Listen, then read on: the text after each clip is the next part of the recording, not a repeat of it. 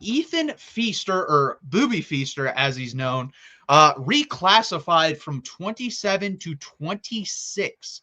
And that set everyone ablaze because this guy's been talking about for like 2 to 3 years. He's a big time recruit in Texas. I think he was a 5-star in 27. He's only a 4-star right now. I suspect he will be a 5-star by the time he signs. He's a really, really good product out of DeSoto. Gerald, what do you think about him, and how hard do you think Texas needs to go after him? So those are two very different answers. I think one, I think like he's legit. He is. I don't want to say this, but like when you look at guys that reclassify, they are the elite of the elite, right? Ryan Williams came in at Alabama and lit the world on fire, right? Quinn Ewers reclassified and ended up at Ohio State.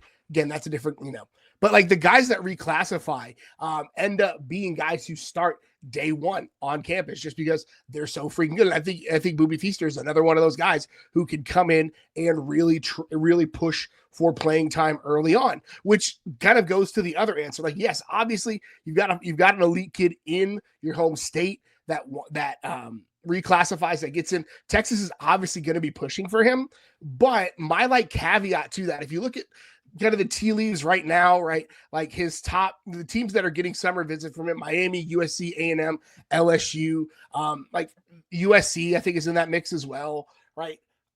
They're in very different situations at the wide receiver spot than Texas is, right?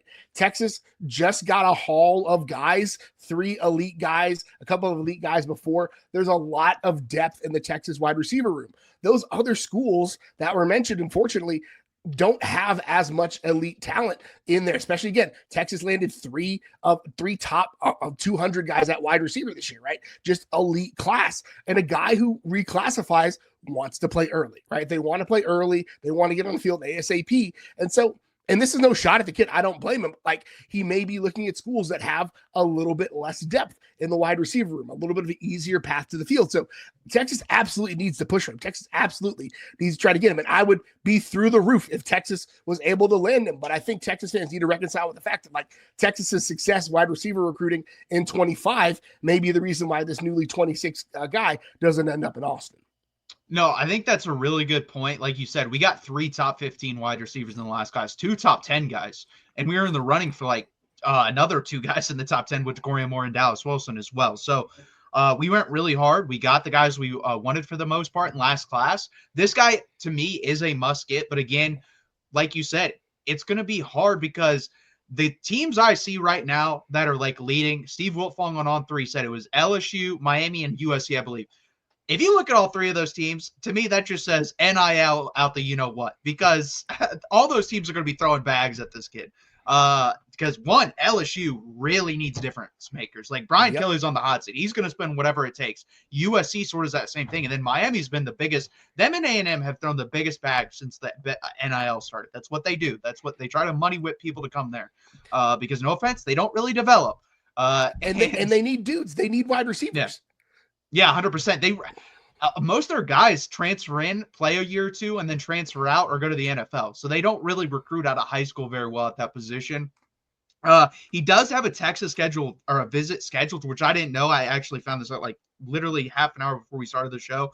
March 29th, he will be at Texas. We'll see if that stays. I don't know if it will happen. LSU, you already named some of the other ones, but LSU March 13th, Oregon April 25th, and then Bama's getting the first visit March 6th.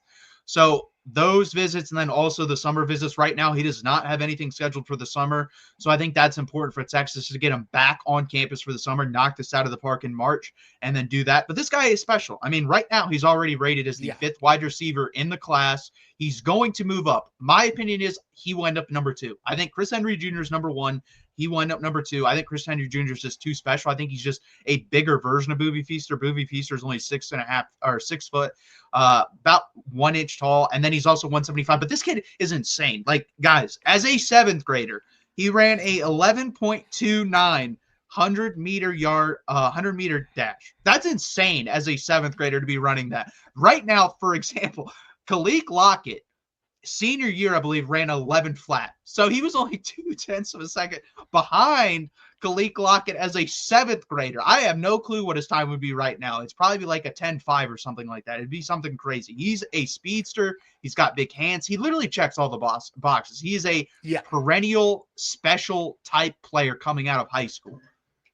Yeah, and like I said, guys that reclassify when you, especially at the skill positions. Ryan Williams, you think of Storm Duck, I think a couple years ago at UNC at cornerback, right? Like those guys that reclassify are like the elite of the elite, and they're going to come in and they're going to be able to play right away. And again, I think that is probably a negative for Texas in this recruitment, is that there's a little bit more for him to work through to get to the field. But yeah, he is the elite of the elite. He's got everything you want: track speed, big body, big hands, able to high point the ball. Like, he has got everything you want out of a wide receiver. And so he is a guy that, again, I would love for him to be in burnt orange. Do not hear me saying anything other than that. I would be through the roof if Texas is able to land this kid. Based on everything I'm seeing and the vibe I'm getting, it is Texas has a little bit of ground to make up. But I would love to have him elite talent, elite speed, the kind of guy that comes in and lights the world on fire. Yeah, and it goes against logic. Like you said, like, he's reclassifying for a reason. Like, if he goes to Texas and sits, he's going to be like, well, I could have just been playing my senior year of high school instead. This guy's reclassifying because, one, he wants the money, because I still believe Texas has the rule where you can't capitalize on NIL in high school, one.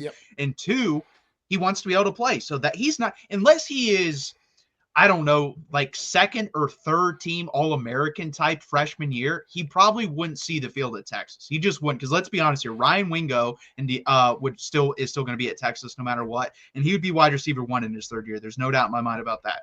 DeAndre Moore, unless he has like an absurd year, will probably be back as well.